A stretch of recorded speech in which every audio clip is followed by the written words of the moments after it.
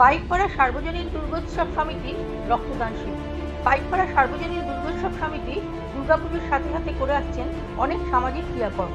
প্রতি বছর তারা রক্তদান শিবিরের আয়োজন করে থাকেন।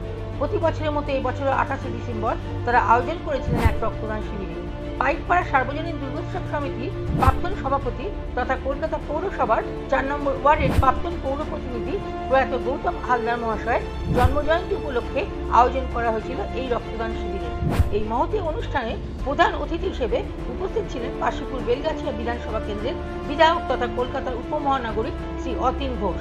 অনুষ্ঠানে বিশেষ অতিথি ছিলেন শ্রীমতী নবনীতা হালদার। এছাড়াও এলাকার বহু বিশিষ্ট মানুষ উপস্থিত ছিলেন এই রক্তদান শিবিরে।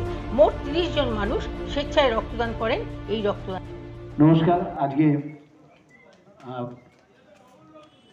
আমাদের স্বর্গীয় গৌতম হালদারের স্মরণে পাইকপাড়া সার্বজনীন দুর্গোৎসব কমিটির পক্ষ থেকে প্রতি বছরের মতো এই বছরও স্বেচ্ছায় রক্তদানের আয়োজন করা হয়েছে। এখানে উপস্থিত আছেন গৌতমের সহধর্মিণী আর শ্রীমতী নবনীতা হালদার, আছেন দিলীপ আহির, তুহিন চক্রবর্তী সহ পুজো কমিটির সকল বিশিষ্ট কর্মকর্তাগণ, এই পল্লীর বিশিষ্ট নাগরিক এবং যারা স্বেচ্ছায় রক্ত দিচ্ছেন সেই রক্তদাতা বন্ধু সকলকে আমার পক্ষ থেকে আন্তরিক শুভেচ্ছা জানাচ্ছি। প্রয়াত গৌতম হালদার এই অঞ্চলের শুধু নয়, 4 নম্বর ওয়ার্ড শুধু নয়, উত্তর কলকাতার প্রত্যেকটি মানুষের কাছে অত্যন্ত জনপ্রিয় একটি ব্যক্তিত্ব ছিল। শুধুমাত্র সেই ব্যক্তিত্ব একজন রাজনৈতিক কর্মী বা রাজনৈতিক নেতা হিসেবে নয়, একজন জনপ্রতিনিধি হিসেবে নয়, শুধুমাত্র সমাজকর্মী। কারণ গৌতম কাউন্সিলর হওয়া থেকে আগের থেকেই মানুষের জন্য কাজ করতে এবং সেই কাজের মধ্যে দিয়ে পরিচিত। তার গণবিবাহ, রক্তদান শিবির সব মিলিয়ে গৌতম অত্যন্ত জনপ্রিয় ব্যক্তিত্ব ছিল এবং এই এলাকার মানুষের কাছে প্রাণের মানুষ ছিলেন। সর্বপ্রথম তাকে স্মরণ করতে আজকে দুর্গাপুজো কমিটির সকল সদস্যরা পল্লীর সবাই মিলে আজকে স্বেচ্ছায় রক্তদান করে তার প্রতি শ্রদ্ধা জানাচ্ছেন, তার আত্মার প্রতি শ্রদ্ধা জানাচ্ছেন। আমি শুধু বলবো যে সমস্ত মানুষরা রক্ত দিচ্ছেন আজকে, তারা সমাজের মহান মানবিক দায়িত্ব পালন করছেন। আমি তাদের ধন্যবাদ জানিয়ে ছোট করব না, একজন সমাজকর্মী হিসেবে কৃতজ্ঞতা জানাবো। এই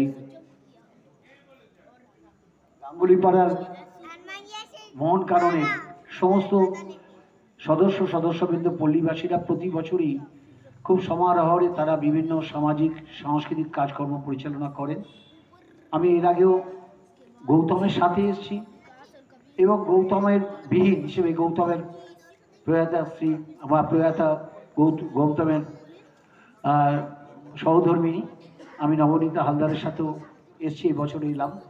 তো সর্বতই এই পল্লীর একটা বিশিষ্টতা আছে, এই পল্লীর মানুষরা অত্যন্ত শান্তপ্রিয়, সমাজ সচেতন মানুষ এবং তাদের অনুষ্ঠানের মধ্যে এলে সেই অনুষ্ঠানের যে স্নিগ্ধতা আমাকে খুব স্পর্শ করে।